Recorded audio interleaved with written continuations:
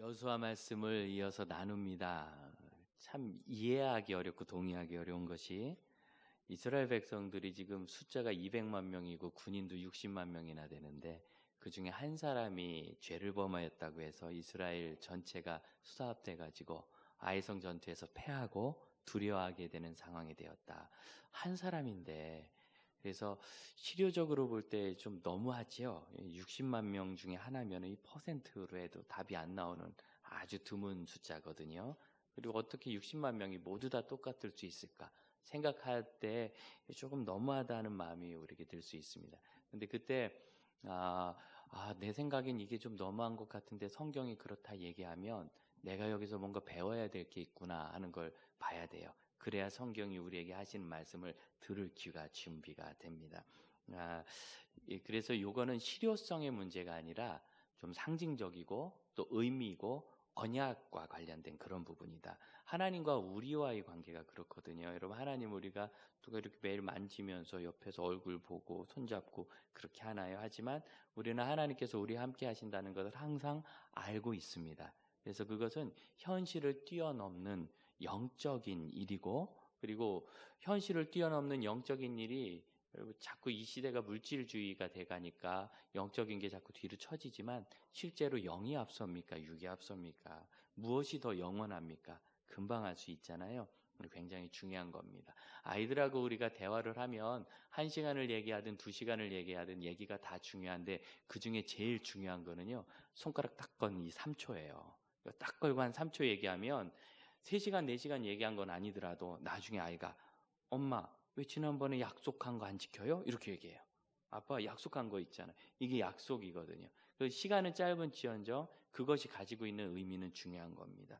그래서 이 이스라엘 자손 중에서 한 사람 아간이 행한 일이 그만큼 중요하다. 굉장히 의미가 있는 거다. 무슨 일이냐면 여리고성 전쟁은 진멸, 하람이라고 하는 진멸이 선포된 이 전쟁이었거든요. 그래서 이 진멸이라는 것은 죄악에 대한 하나님의 분명한 심판과 그리고 이 세상을 너희가 교만하니까 죄를 짓거든요. 내가 다 아는 것 같아서. 교만해서 마치 자기 인생의 주인과 세상의 주인이 자기인 것처럼 살지만 결국 하나님께서 그 손을 딱 떼시거나 하나님께서 터시면 쓰러지고 쓰러질 수밖에 없는 인생인 것을 보여주는 것이 진멸이에요. 그래서 창세기에 보면 아브라함에게 이 가나안 땅이 죄악이 너무나 많은데 이 죄악이 가득 차서 더 이상 해결할 수 없을 정도가 되면 내 후손들이 와서 이곳 사람들을 진멸하고 그 땅을 차지할 것이다. 이게 진멸이에요. 이 4,000년 전의 이야기라서 그 남녀와 아이까지 다 죽이고 동물까지 다 죽이고 탈 수 있는 것은 다 태워버리고 돌무더기는 다 무너뜨려버리고 그리고 아예 쓸 수 없게 만들어버렸어요. 이 여리고성은. 이제 그때그때 격이 다른데 이 여리고성은 첫 성으로서 그 다음에 가장 오래되었고 큰 죄악 가운데 있었던 성으로서 그 상징적인 의미가 크기 때문에 그런 상황 속에서 분명한 진멸이 선포되었고 그 속에서 있는 쇠붙이 금붙이 같은 것들은 안 타잖아요. 이런 것들은 다 거두어서 여호와의 곳간에 드려라. 하나님이 욕심나셔서가 아니라 이스라엘 소유가 없게 만든다 뜻이 있는 거예요. 그 당시에 그 정복전쟁이라는 것은 참 표현이 그렇습니다만 약간 이 가져가는 뺏어가는 것과 같거든요. 어쩌면 사냥과 같아서 강한 자가 약한 자를 쳐들어가서 다 수탈해 가서 내 소유를 삼는 것이 정복전쟁인데 그렇게 소유를 위해서 정복시키는 것이 아니라고 하나님께서 첫 성에서 분명히 보여주신 거예요. 그래서 백성들의 소유가 없게 하심으로 이 모든 것은 하나님께 드려졌다라는 의미를 갖도록 한 것이 진멸이었습니다. 하나님께 드려졌다고 얘도 그러네. 이게 바로 진멸이었습니다. 그런데 아간이란 사람이 그 중에서 일부를 빼돌려가지고 자기가 가지고 싶었겠죠. 자기 집안에 감추었는데 이것이 하나님께서 주신 명령, 언약을 어긴 것이 돼서 이스라엘에게 문제가 되었다. 한 사람의 문제를 그렇게 크게 볼 수 있는가? 상황에 따라 달라요. 사도행전 5장 보면 아나니아와 삽비라가 베드로와 교회 앞에 거짓말 한 번 했다가 둘 다 죽잖아요. 차례로 죽어요. 거짓말한다고 죽는 건 아닙니다. 여러분도 이렇게 하시잖아요. 본래 교회에서 예, 실수로나 뭐로나 우린 누구나 그렇게 자기 말을 보호하고 변호하기 위해서 거짓말할 수 있는데 그때는 죽임의 벌을 받았다는 거예요. 거짓말하면 다 그런 벌을 받는다는 것이 아니라 상황이 그렇게 중했다는 겁니다. 여기도 상황이 중요합니다. 이제 군에 있을 때 집사님 한 분이 간부신데 저를 굉장히 잘해 주셨어요. 그 아이를 제가 주일학교에서 가르쳤었는데 뭐 제가 일반 병사지만 그래도 교회에서 가르치고 설교하니까 그래서 식사를 하는데 이분이 이제 군인은 간부들은 승진이 중요하잖아요. 장교들은 진급이 안 된 거예요. 육사 나오신 분인데 잘하시고 굉장히 일도 잘하시거든요. 제 곁에서 뵙기에는. 그래서 저도 좀 마음이 안타까워했는데 그분이 그러더라고요. 전도다니면서 사실은 내가 예전에 대대장 할 때 우리 병사 중에 하나가 총을 잃어버렸어. 아이, 그 정신머리가 없는 병사지 뇌는 안 잃어버리나 어떻게 군인이 총을 잃어버릴 수 있어요. 그래서 그게 심각한 거냐 여쭤봤더니 우리 장로님이 그거 심각한 거라고 고개를 절레절레 하세요. 군인이 총을 잃어버렸으니 저도 예비군 훈련 갔는데 저는 안 잃어버렸는데 다른 학교에서 온 친구가 총을 잃어버려가지고 그거 찾을 때까지 집에 안 보낸다 그래서 우리 수천 명이 열심히 찾아서 결국 찾았어요. 어디서 찾아오긴 했는데 다 찾아오더만 그건 또 못 찾은 거예요. 못 찾아서 결국 그게 그분에게 흠이 돼가지고 진급하는데 이제 어려움을 겪으신 겁니다. 여러분 수백 명 수천 명 부하 중에 한 사람이 그렇게 잘못한 걸 그 대장이 어떡하겠어요. 지휘관이 그걸 뭐 일일이 쫓아다니면서 막습니까? 아무리 정신무장시키고 주의를 당부해도 뭐 누가 그러는 걸 어떻게 하겠어요. 게다가 또 이게 총은 인명을 살상할 수 있는 무기잖아요. 그러니 같은 이 분실이라도 이게 다른 겁니다. 만일 우리 교회 중에서 성도 중에 누가 교회 오다가 헌금 잃어버렸다고 참 어려운 일이지만 그렇다고 제가 담임 목사 못하는 건 아니죠. 그것도 헌금도 중요하지만 그것과 관련된 문제가 아닌 거예요. 케이스별로 다른 겁니다. 이해되시죠? 그러니까 여기서 아간이 지은 범죄는 이스라엘 사람들이 여기저기서 죄를 많이 졌지만 특별히 큰 의미가 있었구나. 이걸 봐야 하는 겁니다. 그런데 사실은 이 본문이요 아간의 범죄만 보여주는 게 아니라 이스라엘의 문제도 같이 보여주고 있어요. 2절 3절에 그게 보여집니다. 2절에 보면 여호수아가 여리고성에 정탐들을 보낸 것처럼 아이성에도 정탐꾼을 보낸 것 같습니다. 갔다 와서 이번에 안 잡혔나 봐요. 보고를 잘합니다. 3절 뭐라고 보고하느냐면 여호수아에게로 돌아와 그에게 이르되 백성을 다 올라가게 하지 말고 2-3천 명만 올라가서 아이를 치게 하소서. 그들은 소수니 모든 백성을 그리로 보내어 수억을 얻게 하지 마소서. 한 2-3천만 명만 보내도 충분히 이길 만한 작은 성이라는 거예요. 여기 좀 문제가 있는 말입니다. 여러분 그 뒤에 있는 8장 25절을 보면 결국 아이를 정복하긴 하거든요. 이 아간의 죄를 다 해결하고 징계한 다음에 하나님께서 회복시키셔서 아이성을 이기는데 그때 아이성 사람들이 다 몇 명이냐면 12,000명. 자, 그러면 12,000명이면 당시 고대의 숫자로 했을 때 군인의 숫자는 4분의 1에서 3분의 1 정도 됩니다. 그러니까 12,000명이면 군인만 정규군만 3,000에서 4,000명이 되는 거예요. 여러분 근데 이게 아이가 성이잖아요. 이 성이 어디 있는지 정확히 모르지만 대부분의 학자들은 여리고를 지나서 여리고 서북단에 있는 산지에 있는 요지였을 것이다 이렇게 생각해요. 그러니까 산성이라는 겁니다. 그러니까 여리고를 정복한 다음에 저 아이를 차지해야 이후로 정복 전쟁이 수월하게 가는 겁니다. 그러면 산에 있는 산성, 전쟁의 요지, 전략적 요지, 함락하기 어려운 곳이죠.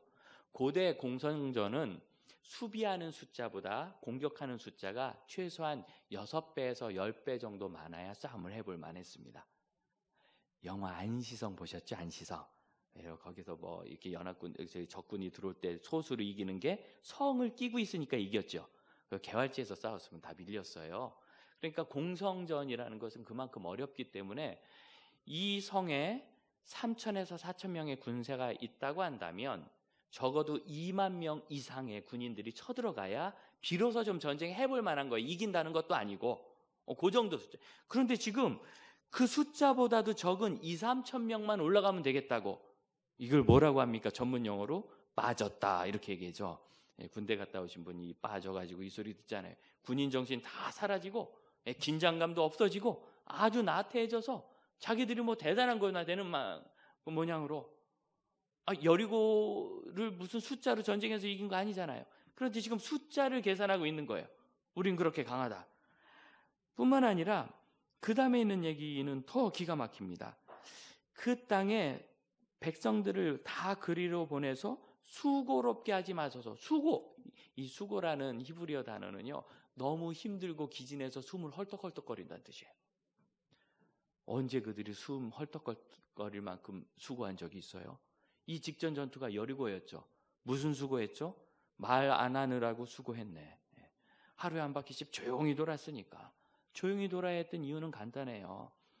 60만 대군이 도는데 그 12지파의 중간에 4명의 제사장들이 언약궤, 요만한 겁니다. 1m, 2m짜리 작은 궤를 4명이서 딱 들고, 눈에 안 보이니까 앞에 7명의 제사장들이 양뿔 나팔을 크게 불어서 참 그 아름다운 소리와 큰 소리를 내면서 돌 때 이스라엘 백성들 60만 명은 조용하고 여기 언약궤 있는 데만 나팔을 부니까 눈이 어디로 가요? 그 소리 나는 데로 가는 거예요. 그래서 이스라엘 군인이 너의 성을 도는 것이 아니라 하나님께서 지금 돌고 계신다라고 여리고에 분명히 보여준 것. 이게 하루 안 바뀐 겁니다.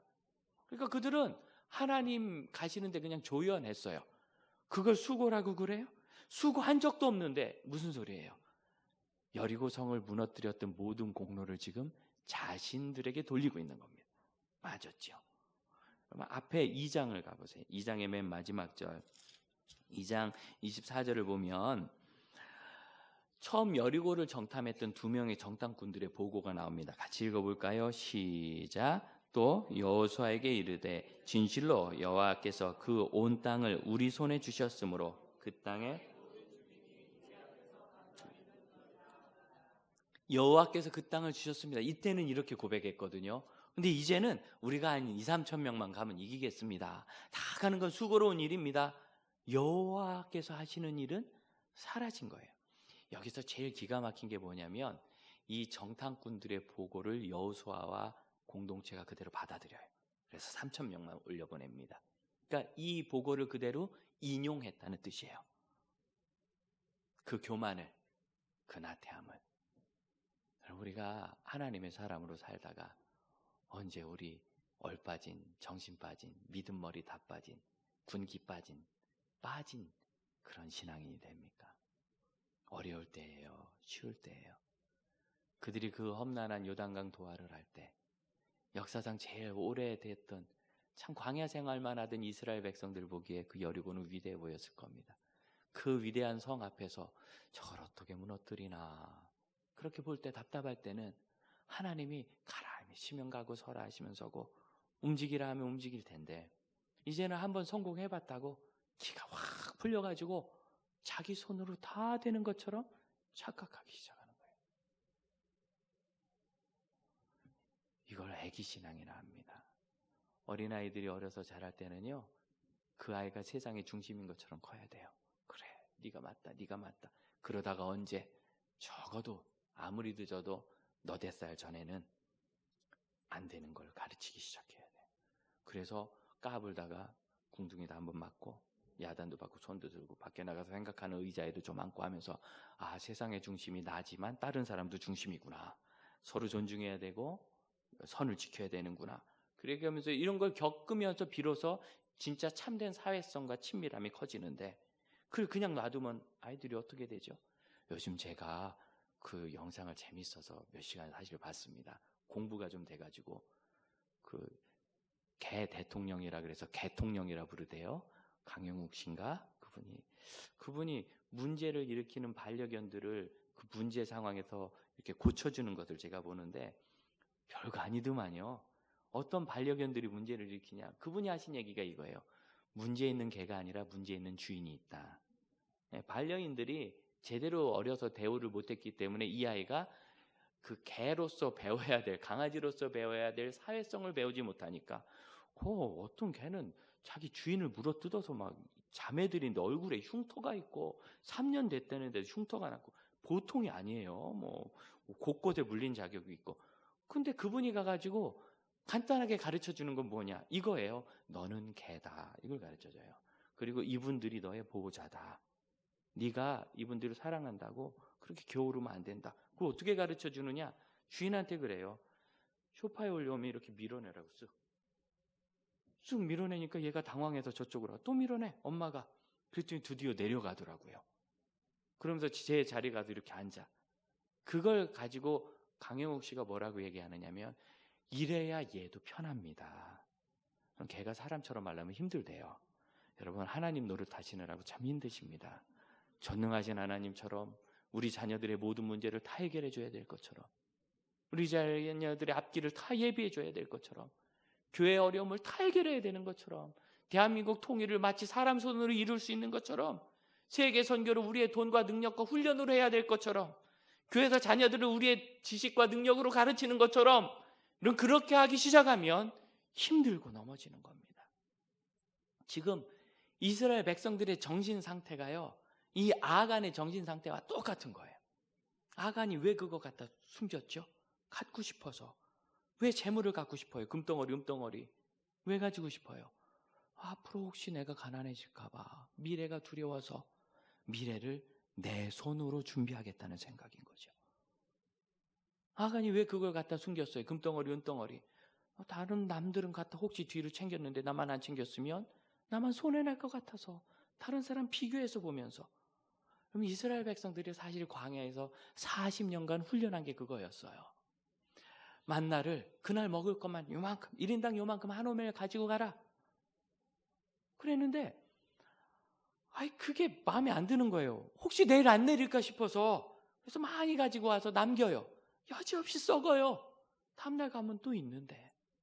안식일 날은 이틀치를 주셨어요. 오늘은 만나가 없으니까 가지 마라. 그래서 더 나가보는 거예요. 왜? 남들은 가서 가져올까 봐. 분명히 오늘 먹을 게 있는데. 계속해서 염려하고 쌓아놓느라고 메추라기를 주십니다. 주셨더니 그들이 어떻게 했느냐면 아침부터 오밤중까지 밤새도록 메추라기를 잡으러 다녔어요. 다음 날도 그렇게 했어요. 그래서 모은 메추라기가 얼만큼 됐느냐? 1인당 드럼통 10개 분량이 됐어요. 드럼통 10개 분량. 최소한 1인당 드럼통 10개. 적게 모은 자도. 그걸 언제 먹어요, 세상에? 그게 먹어서 필요해서 모은 겁니까? 누가 그러더라고요. 그 난폭하다는 사자도 호랑이도 자기 배부르면 사냥 안 하는데, 쌓아놓으려고 사냥하는 것은 사람밖에 없다고. 왜 그래요? 남들보다 많이 갖고 싶어서, 남들보다 더 큰 것을 얻고 싶어서 늘 비교하면서 살고, 내 인생을 내가 해결해야 된다고 생각하면 훔쳐다가 묻어놓는 겁니다. 우리 이 전쟁을 우리가 수행한다고 생각하면 그 사람이 센가 내가 센가 이거 보는 거예요. 예전에 더 큰 성 여리고는 우리가 소리만 질러도 무너졌는데 자기들이 한 것으로 착각해요. 하나님이 도신 전쟁이고 그때는 상징인 거예요. 한번. 이 다음부터는 이제는 싸움을 봐라, 여호와께서 이렇게 하시니까 두려워하지 말고 해라. 성실하게 해나가야 되는데 나태하기 그지없는 이스라엘 마음 그대로예요. 그 태도가 여호수아에게 보여집니다. 7절을 한번 보세요. 7장 7절. 슬프도소이다 주 여호와여, 어찌하여 이 백성을 인도하여 요단을 건너게 하시고 우리를 아모리 사람의 손에 넘겨 멸망시키려 하셨나이까? 같이 읽어볼까요? 우리가 요단 저쪽을 만족하게 여겨 거저했다면 좋을 뻔하였나이다. 이게 여호수아가 할 소리입니까? 그 위대한 여호수아, 그 위대한 장군이 하나님 앞에서 무릎 꿇고 기도하면서 하는 얘기가 괜히 왔네요. 이럴 줄 알았으면 안 올 걸 그랬어요. 이게 사람인 겁니다. 언제? 나를 의지하기 시작하고 내가 모든 것의 주인이 되고 책임을 지려고 하면 우리도 여호수아처럼 이렇게 넘어질 수밖에 없어요. 분명하게 하나님의 문제를 드러내십니다. 뭐라고 하시느냐? 너무나 매정하게 하나님께서 10절 여호수아에게 이르시되 일어나라. 지금 여호수아가 무릎 꿇고 기도하고 있는데, 주저앉아 기도하고 있는데 일어나라. 무슨 소리예요? 기도 그만해, 그 소리예요. 그리고 어찌한지 지금 하나님 모르세요? 아시는데 오히려 여호수아에게 어찌하여 네가 여기서 기도하고 있느냐? 문제가 지금 하나님께 있는 게 아니에요. 일이 잘 풀리다가 그렇게 어렵게 오랫동안 기도하고 준비했던 일이 이제 시작되는 것 같아요. 야, 이제 되나 보다 했다가 문제를 딱 겪으면 그때부터 우리가 생각하는 게 뭐예요? 왜 하나님 왜 이러시나? 우리는 하나님이 변하셨고 하나님이 막으신다고 생각하죠. 근데 하나님 뭐라고 하세요? 너 어째서 여기서 기도하고 있냐? 일어나서 가서 네 문제를 살펴라. 내 문제가 뭔가? 우리 백성 중에 하나님을 신뢰하지 않는 사람이 그걸 갖다가 숨겼는데 사실은 이제 봐야 돼요.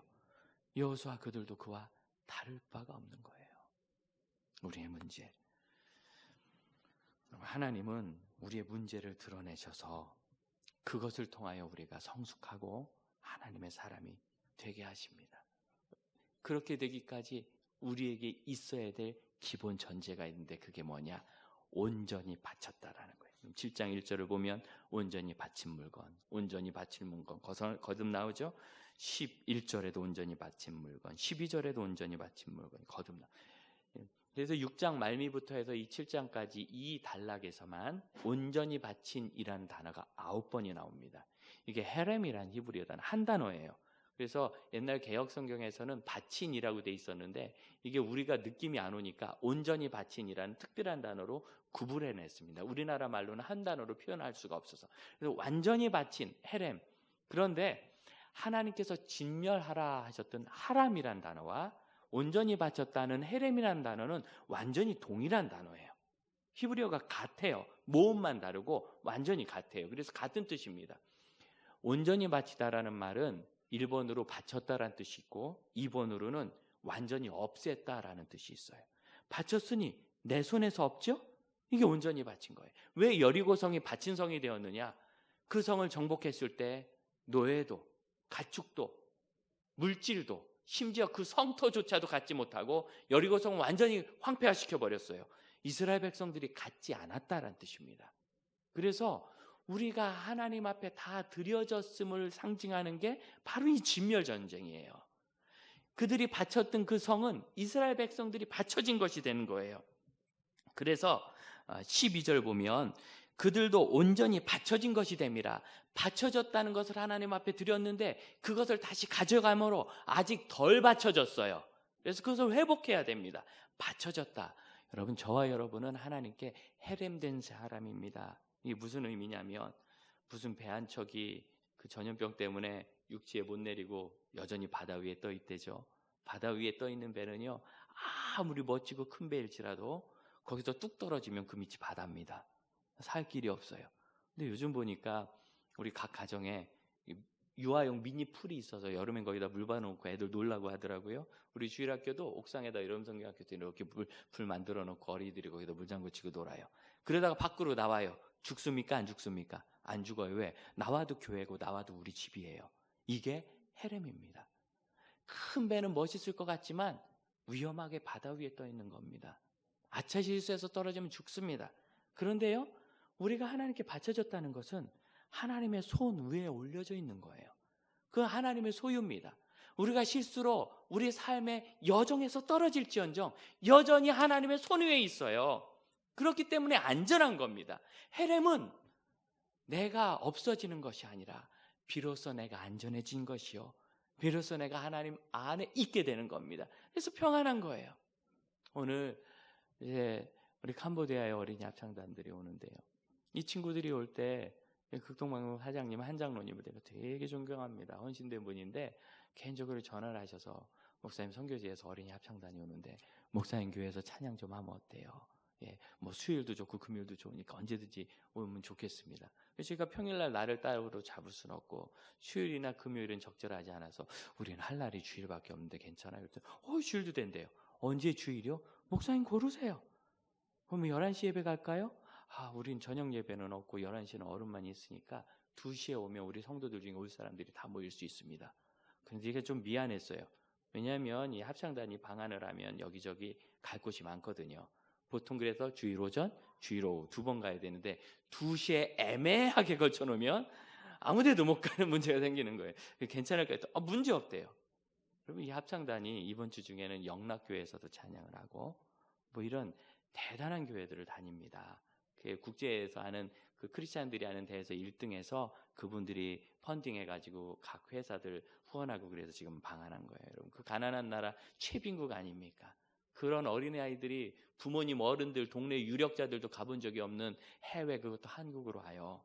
굉장히 대단한 기회고, 그래서 오는데 장지교회 꼭 가면 좋겠다고 그분이 우리를 생각해서 배려해 줄 때 너무 감사했죠. 우리가 무언데 이런 좋은 배려를 받나. 그래서 2시에 저희가 원하는 날짜에 이 날이 제일 좋겠다. 이제 선교 딱 하고 구정 지나고 설 지나고 저도 우리 교회에 있고 그런 날 오면 좋겠습니다 해서 2시에 오기로 했는데, 그러면서 생각하는 거예요.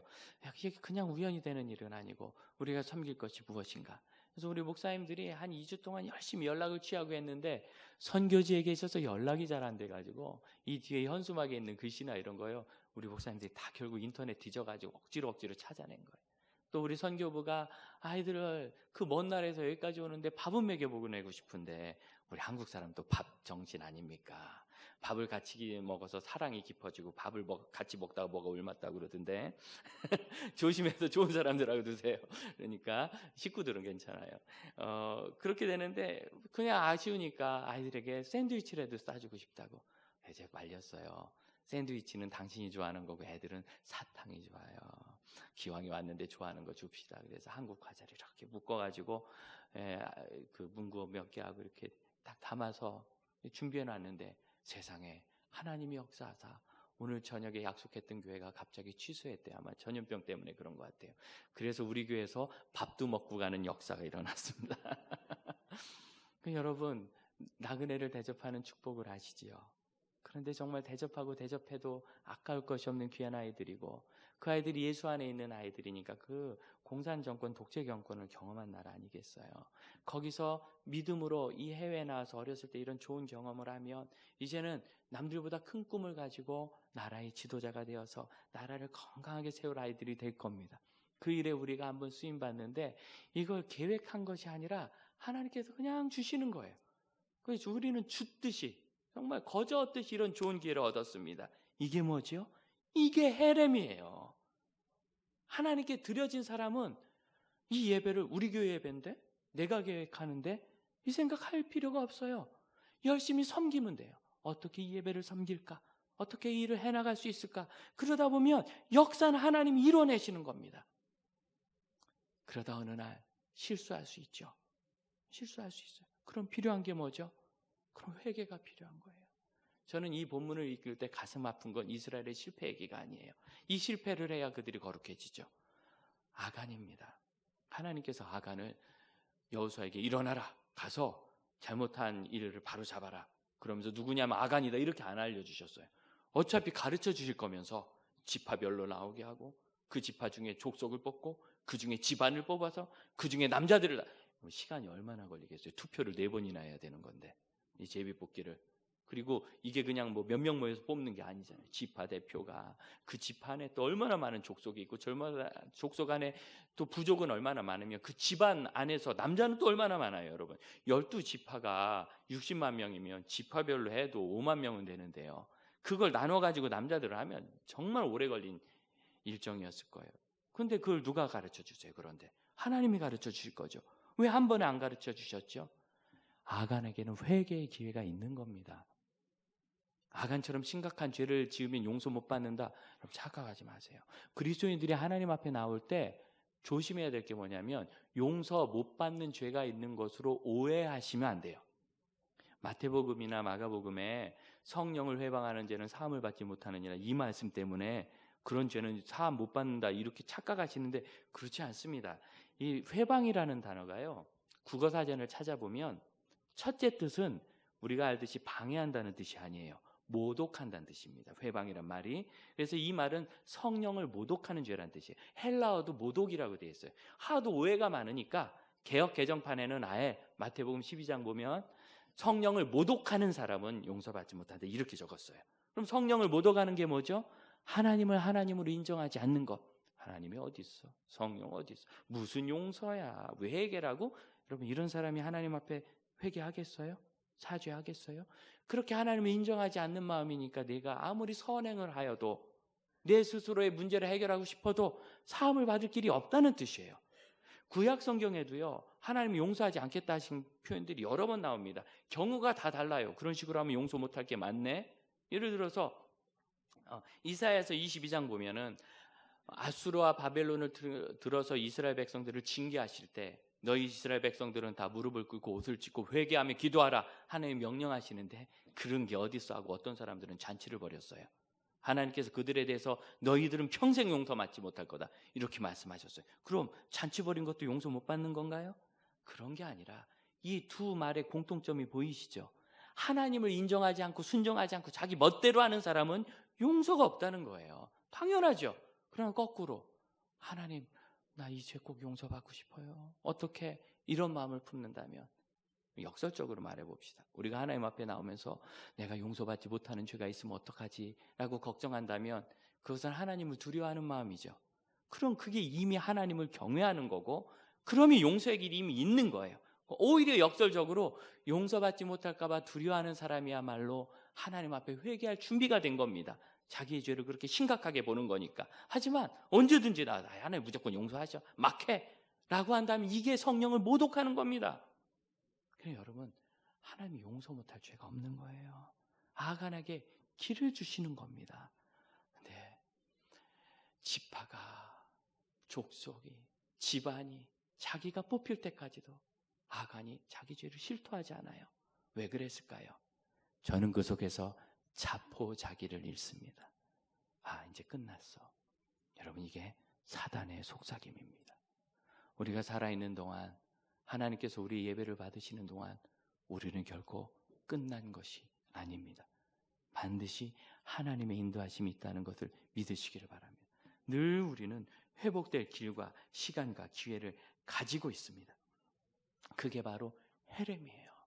우리가 설사 실수하고 하나님 기준에 부합하지 않아서 우리 모든 일들이 정지되어 있다고 아 이제는 끝났구나. 여러분 이건 착각입니다. 그때 우리에게 필요한 것은 하나님 제가 어디서 잘못됐나요? 하나님 제가 어디서 제 마음이 삐뚤어졌나요? 묻고 회개하고 일어나서 고치는 거예요. 그러면 하나님 손에 있기 때문에 언제든지 회복할 길이 있는 겁니다. 그럼 8장 1절을 한번 보세요. 8장 1절 여호와께서 여호수아에게 이르시되 두려워하지 말라 놀라지 말라. 어디서 많이 보던 거죠? 두려워하지 말라 놀라지 말라. 여호수아에게 늘 하시던 말씀이에요. 언제? 여호수아 1장 9절 두려워하지 말라 놀라지 말라. 이 백성을 너에게 다 주었다. 그럼 누구에게 준 겁니까? 1장 9절은 1장 8절 때문에 있는 겁니다. 이 율법책을 내 입에서 떠나게 하지 말고 밤낮으로 그것을 묵상하여 그 가운데 기록된 대로 다 지켜 행하라. 그러면 내가 잘되고 형통하리라. 그러면 두려워하지 않아도 되고 놀라지 않아도 돼요. 이제 이스라엘 백성들이 아간의 잘못을 바로잡았으므로 비록 아간이 멸망함으로 그들에게 큰 슬픔과 수치가 되었지만 바로잡음으로 그들은 하나님의 말씀을 따를 수 있는 준비가 된 겁니다. 그러니 이제는 두려워하지 말라. 헤렘입니다. 우리가 하나님 앞에 바쳐졌을 때 실패가 실패 아니요. 멈춘다고 멈춘 것이 아니요. 넘어진다고 넘어지는 것이 아니며 우리가 계획하지 않아도 하나님이 주시는 아름다운 일이 있다는 것을 믿으시기를 축복합니다. 제가 돌아봅니다.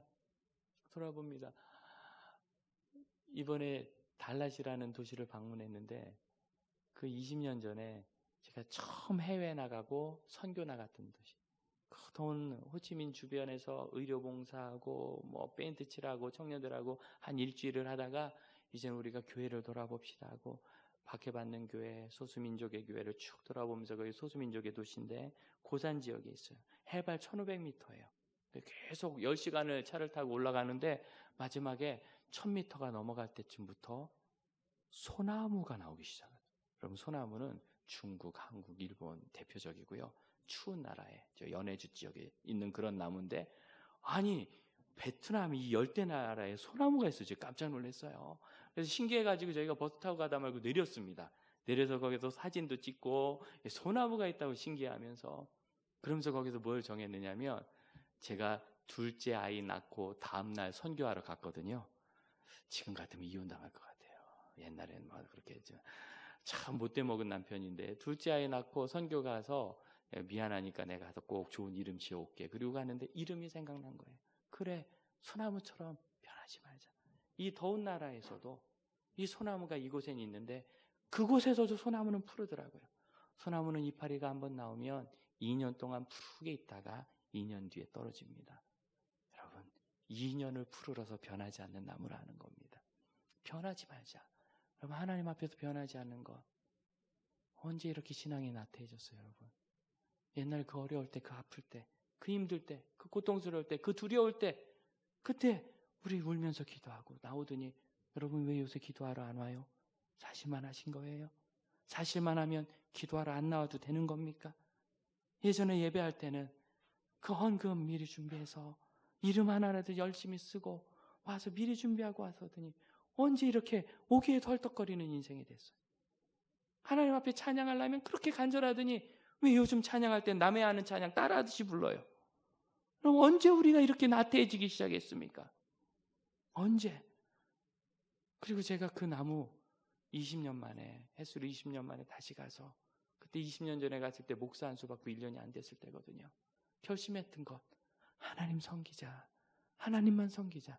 하나님 맡기시는 일은 추조함이 없이 하고 하나님 뜻이 아닌 건 하지 말자.